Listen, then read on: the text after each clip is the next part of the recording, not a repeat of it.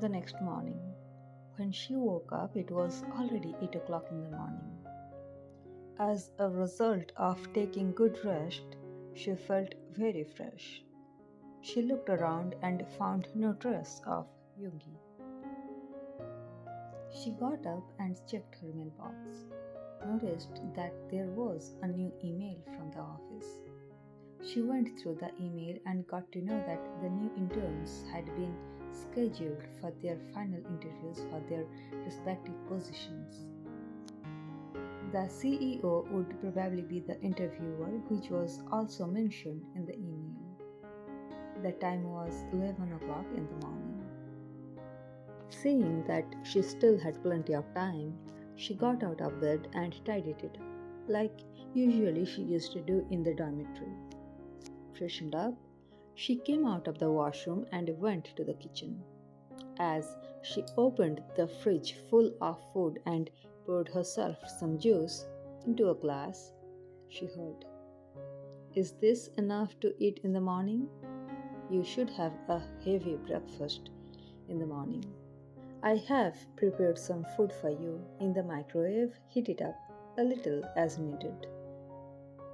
Although she didn't understand at first, within a few seconds she realized that he was connecting through the CCTV camera. "Have you eaten? Have you gone to the office?" she asked him. "I ate," he replied. "Are you busy?" she asked while eating. "A little, but not that much. I still have time for you," he immediately replied. "Stay with me while I eat. I won't talk. It just feels a little strange because I am not used to eat alone." Even though she felt struggled a little, but uttered anyway. "I have been living in the dormitory and I have eaten whatever they have provided in the canteen. I actually don't have any specific dislikes, but sometimes I like certain things like today's," Van said while chewing the food. "Did you like it?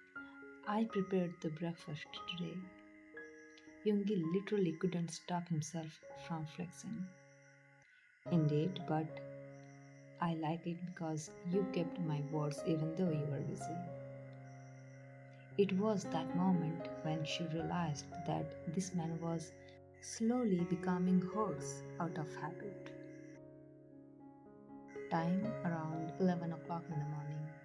Van was sitting at the reception of the multinational company's office with other candidates. After several names were called, finally she heard her name. Kim Van. She entered the interview room smartly. "안녕하세요." The interviewer greeted her back. "So, you are a medical student?" Van nodded. The interviewer: "Do medical students get leave at the end of the semester like others? Don't they have hospital duty?" Van: "Those who were absent during regular college days have to make up for that absence by doing their duties during this time. I was a regular student in the last semester, so I got leave."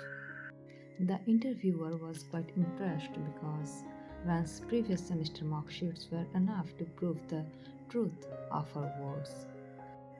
"Since your stream is a little different from our office work, yet you were already a selected candidate, so you are currently being selected as our CEO's personal assistant, where you will inform him of his schedule and schedule appointments with clients as time permits. You go straight to the CEO's office and report your attendance." Van nodded, and after leaving the interview room, she directly headed to the CEO's office at the top floor, knocked on the door. "May I come in, sir?" It was a see-through glass door, yet neither of them raised their faces to see the other person. Immediately, permission came from inside.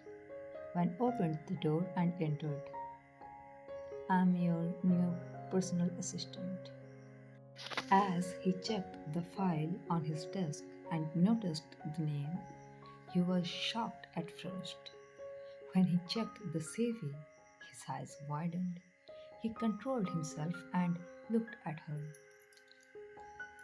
You are a medical student. Finally, Van shifted her gaze from the floor to the CEO. You. She silently sighed and thanked God countless times as her action was almost silent. Yungi was confused, happy, and proud at the same time. Confused because a PA has to be very professional and Van was a medical student. It was very difficult to get a chance in the prestigious college there, and her results and mark sheets were quite impressive. So, Van murmured softly, "What would my duty be?" "Thank God they sent you to me." Yungi silently sighed, trying to figure out how everything would work. "Okay, listen. You will be given two lists. List 1 of the companies we are working with or are willing to work with, and second one will contain the names of companies with whom our company isn't willing to work with. You won't give appointments to those with whom our company is not willing to work. Simple, isn't it?" "Okay, sir," she nodded. "Sir," he frowned. "Isn't it how you should be formally addressed in the office or in your office?" One mumbled the last few words. "By my spouse? I mean, by my wife," he smirked. "Wife?" She looked dumbfounded. "I will call you Mrs. Min then," Hughie teased. "Everyone in the office would know then." One expressed her concern. "You can't say that, but your selection and becoming my personal assistant, don't you think it's inevitable that your fate and mine are tied together?" Yungi teased again. "You know what? Whatever is happening is only for good. Maybe I was getting disobedient. That's why God sent you to me. Maybe God's will is not to let me be disobedient or instructing you to keep your husband under your control." Hearing these words in the office made her ears turn red. She never could imagine that this man could say these words so casually, so frankly. "Sir, can I get the lists, or where can I get the lists? I need to remember all the names of the companies of each side." Van tried to change the topic, and that made Yoongi chuckle silently. "You will get the list. You don't have to work today, but yes, it is very important for you to learn this task because you may have to handle it in the future, especially in my absence." "Huh? Your absence? Why? Why are you saying this suddenly?" Feeling a little scared, Van asked. "You are the one who always wanted to be free from me. If that wish of yours become true today, then do you think I would keep this empire? I kept them so that I could provide you with all kinds of comforts. You are the foundation of my very own family. If you don't want to be with me, what will I do with all these things?" Although he had never thought of this before, but for a moment he wanted to. He wanted to see her concern for him. "If I'm allowed to speak about mine or our personal space right now, then I would say I have no one except you as my family. I have been trying my best, and definitely you gave enough input to make me feel comfortable. Van was about to break down in the office. The sound of a knock on the door made both of them stare at the door. Since they were talking at a distance, no one felt any discomfort from the person's arrival. "Come in, please." Yoongi immediately gave permission to come in. A professional, beautiful employee entered and informed him, "Sir, you have a site inspection scheduled." "Thanks for reminding me. It was probably your last task as my personal assistant. You are probably been transferred to another department." "Thank you." Jung greeted and congratulated her. After the woman left his cabin, Yoongi urged Van, "Come on, get ready. We have to go out for a site inspection." Without further ado, Van followed Yoongi the CEO. For the first time, Van was deeply fascinated by Yoongi's aura. The boy who had been by her side in her deepest down, who had cooked for her, who had done her laundry, was a professional with such an attractive personality during office hours. It was far beyond the scope of her thoughts and ideas. She sighed, seeing the familiar figure in the driver's seat. "You were nervous." Yoongi made a comment from the side. "You look so dangerously attractive." Unfiltered Van just spoke out. Yoongi just chuckled in reply. "Can I ask you something?" "What will be my role in the inspection?" the nervous Van asked, wiping her sweaty hands on her lap. Yoongi noticed this action of her and almost immediately took her hand in his own. "First, keep an eye on my movements. Second, check whether our products are kept in the right place where customers can see them. If you feel the counter is in a place where it will be somehow difficult for customers to reach, then notify me. Also notice how big the counter is and how big the counters of other companies are, what kind of stock of products they have displayed there, how the products are being advertised, how are the sales, what kind of demand there is among the customers." Took a handkerchief from his pocket and started wiping her sweaty palms. The girl tried to swallow the namelessness feelings that were rising within her. While Yoongi was busy in business meetings, Van was inspecting everything she was instructed to check. She was quite satisfied with the marketing department. While waiting for the CEOs outside the class door, she saw how conscientiously Yoongi was observing everything. Yoongi, of course, would glance to check Van in between his works to see if she was okay. Through those fleeting moments of eye contact, Van realized how attractively Yoongi was standing out in the crowd. Van felt like if the feeling were about to flutter out and was trying to inform her, pointing at her eyes, "This is the boy you have been waiting for." At the end of the meeting, everyone left the room. Yoongi, the youngest among all the CEOs, was the last to leave. He just sighed and got into the car where the driver and Van were already waiting for him. "How bad is your headache?" The middle-aged man on the driver's seat got no response from Yoongi.